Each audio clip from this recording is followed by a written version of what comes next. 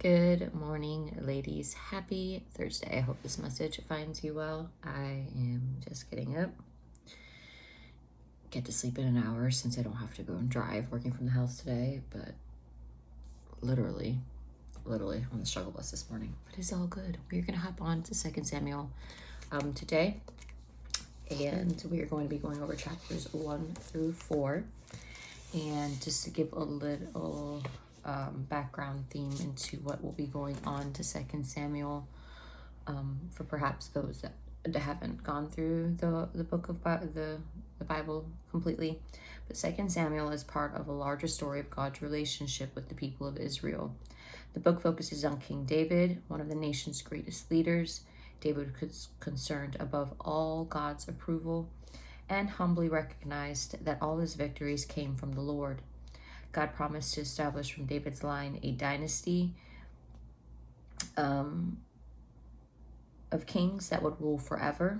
This covenant looks forward to the Messiah, the son of David, and his eternal reign. David was called a man after God's own heart, yet his sins, including adultery and murder, led to disaster in David's family and in the nation.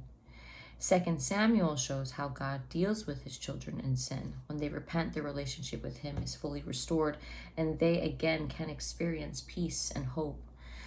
There are painful consequences to their actions that cannot be avoided, but in the midst of correction, God also reveals his grace. The people of God suffer when a leader sins, yet hope exists, even in the worst situations. God is with his people to deliver and to provide a better way. And finally, the life of King David illustrates the danger of multiple marriages. Even when polygamous unions are culturally acceptable, they undermine moral character and weaken parental authority. An additional consequence of polygamy is that children often suffer from jealousy, strife, and abuse, referenced in Genesis chapter 32, Proverbs 40 and 20 and 28, and 1 Timothy chapter 3. Oh, my eye is itchy this morning. Sorry about that. So that is what we're going to be going over and discussing in 2 Samuel. And chapter 1, verse 1 goes like this. The report of Saul's death. Verse 1. Now it came to pass after the death of Saul, when David had returned from the slaughter of the Amalekites, and David had stayed 2 days in Ziklag. On the third day, behold, it happened that a man came from Saul's camp with his clothes torn and dust on his head. So it was, when he came to David, that he fell to the ground and prostrated himself. And David said to him, Where have you come from? So he said to him, I have escaped from the camp of Israel. Then David said to him, How did the matter go? Please tell me. And he answered, The people have fled from the battle. Many of the people are fallen and dead, and Saul and Jonathan, his son, are all dead also. So David said to the young man who told him, How do you know that Saul and Jonathan, his son, are dead?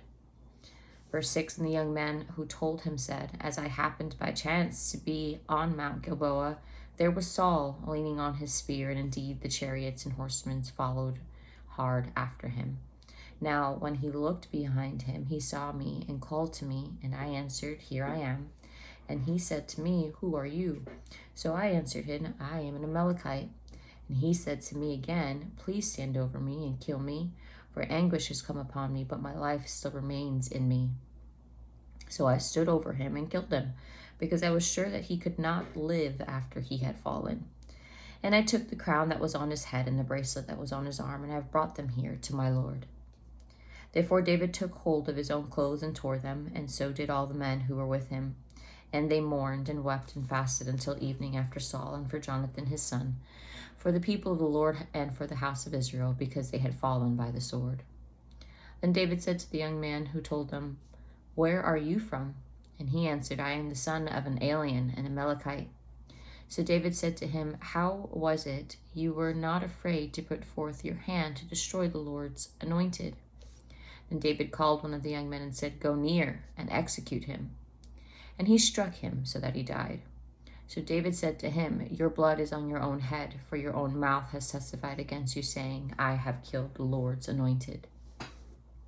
Then David lamented with his lamentation over Saul and Jonathan his son, and he told them to teach the children of Judah the song of the bow. Indeed, it is written in the book of Jasher. Verse 19, The beauty of Israel is slain on your high places, how the mighty have fallen. Tell it not in Gath, proclaim it in the streets of Esheklan, lest the daughters of the Philistines rejoice, and lest the daughters of the uncircumcised triumph.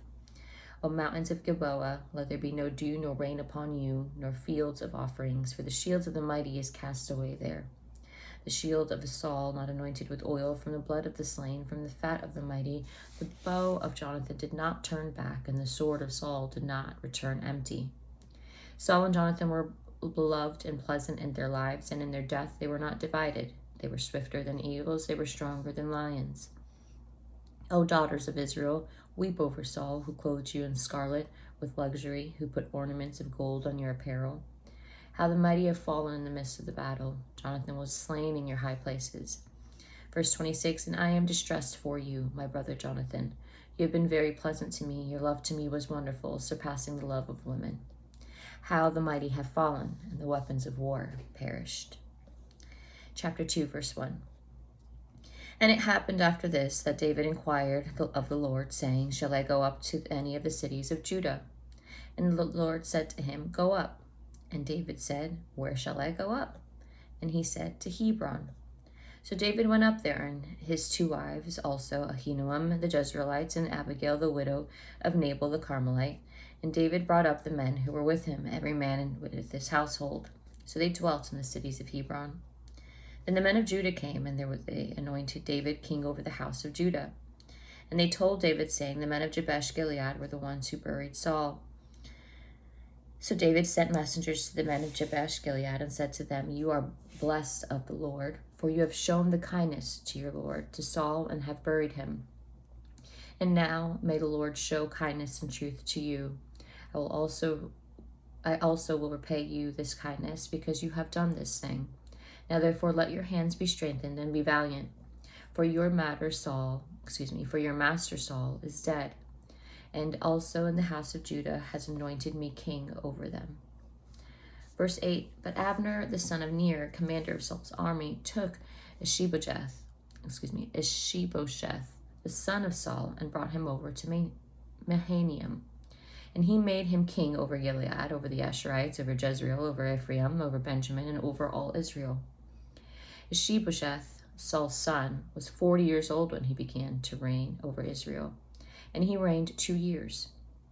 Only the house of Judah followed David, and the time that David was king in Hebron over the house of Judah was 7 years and 6 months.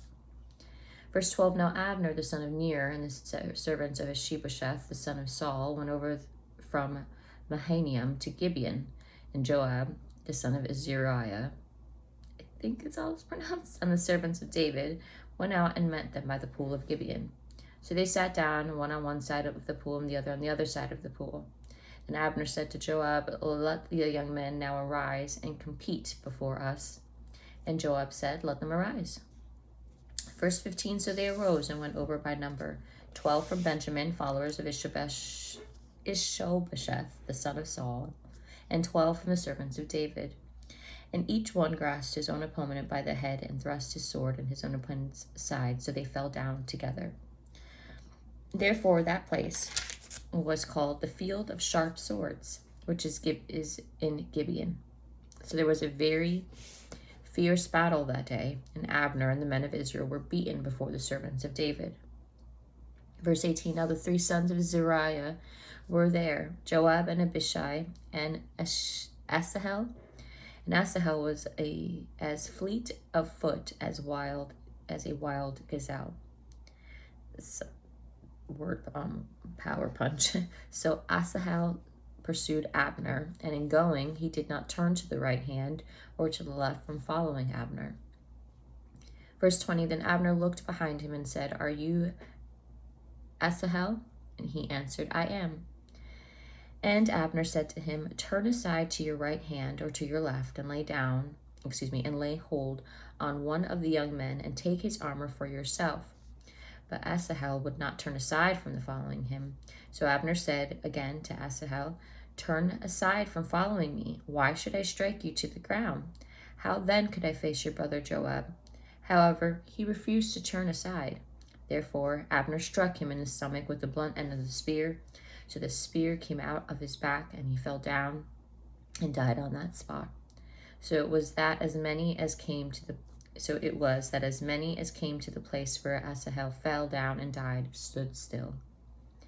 Joab and Abishai also pursued Abner, and the sun was going down when they came to the hill of Amaha, which is before Giah, by the road of the wilderness of Gibeon. Now the children of Benjamin gathered together behind Abner and became a unit, and took their stand on top of a hill. And Abner called to Joab and said, Shall the sword devour forever? Do you not know that it will be bitter in the latter end? How will it be then until you tell the people to return from pursuing their brethren? And Joab said, As God lives, unless you had spoken, surely by the morning all the people would have given up pursuing their brethren. So Joab blew a trumpet, and all the people stood and did not pursue Israel any more, nor did they fight any more. Then Abner and his men went on all that night through the plain, and crossed over the Jordan, and went through all Bithron. And they came to Mahanaim, yes. So Joab returned from pursuing Abner, and when he gathered all the people together, there were missing of David's servants 19 men and Asahel.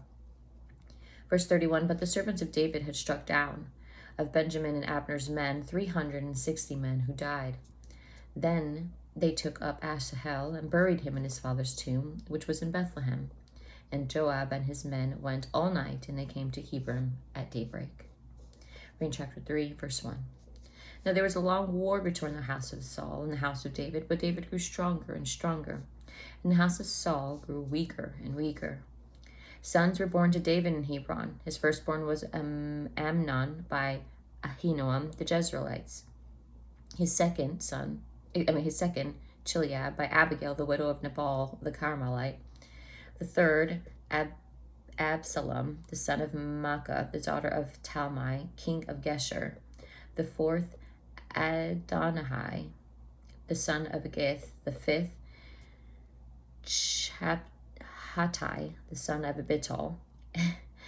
And the sixth, Ithream, by David's wife, Eglah. These were born to David in Hebron. Now it was so, while there was war between the house of Saul and the house of David, that Abner was strengthening his hold on the house of Saul. And Saul had a concubine whose name was Rizpah, the daughter of A. So Ishbosheth said to Abner, Why have you gone in to my father's concubine? Verse 8, Then Abner became very angry at the words of Ishbosheth and said, I am a dog's head that belongs to Judah. Today I show loyalty to the house of Saul your father, to his brothers and to his friends, and I have not delivered you into the hand of David. And you charge me today with a fault concerning this woman? May God do so to Abner, and more also, if I do not do for David as the Lord has sworn to him, to transfer the kingdom from the house of Saul, and set up the throne of David over Israel and over Judah, from Dan to Beersheba. And he could not answer Abner another word, because he feared him. Verse 12, Then Abner sent messengers on his behalf to David, saying, Who is the land? Saying also, May your covenant with me, and indeed my hand shall be with you to bring all Israel to you. And David said, Good, I will make a covenant with you, but one thing I will require of you. You shall not see my face unless you first bring Michal, Saul's daughter, when you come to see me. So David sent messengers to Ishbosheth, the Saul's son, saying, Give me my wife Michal, whom I betrothed to myself for 100 foreskins of the Philistines.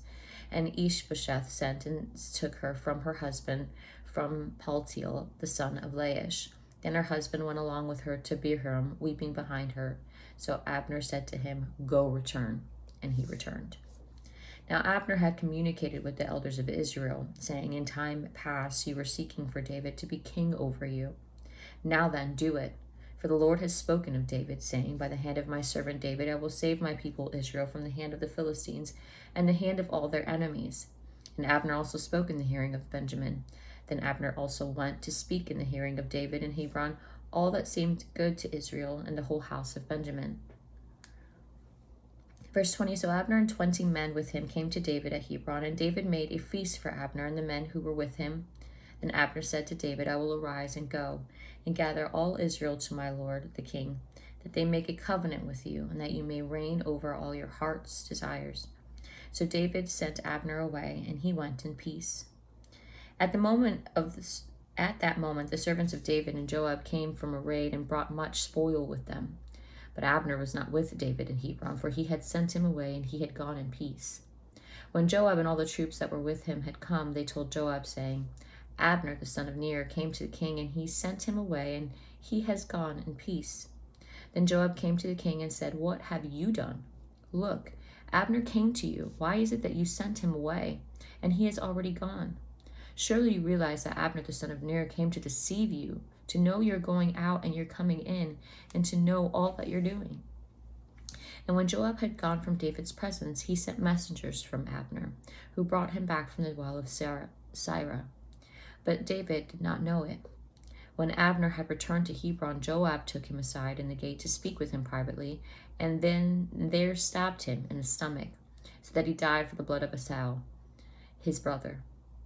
Verse 28, afterward, when David heard it, he said, My kingdom and I are guiltless before the Lord forever of the blood of Abner the son of Ner.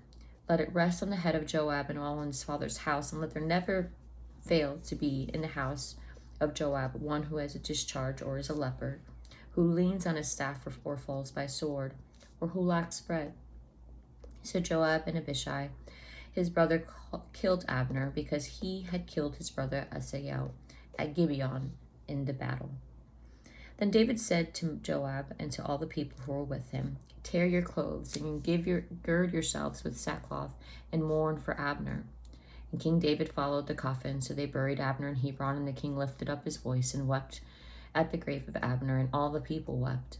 And the king sang a lament over Abner and said, Should Abner die as a fool dies? Your hands were not bound, nor your feet put into fetters. As a man falls before wicked men, so you fell. Then all the people wept over again.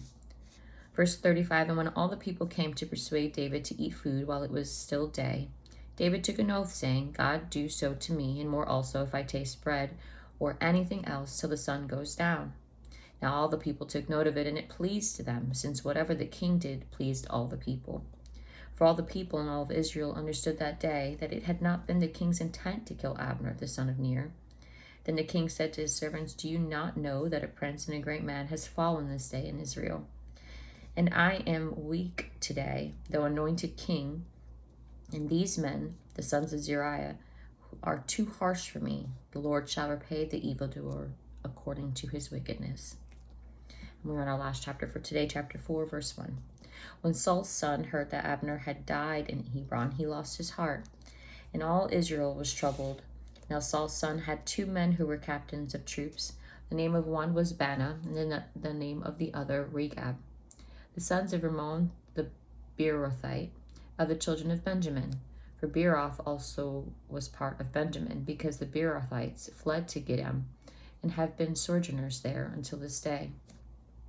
Jonathan, Saul's son, had a son who was lame in his feet.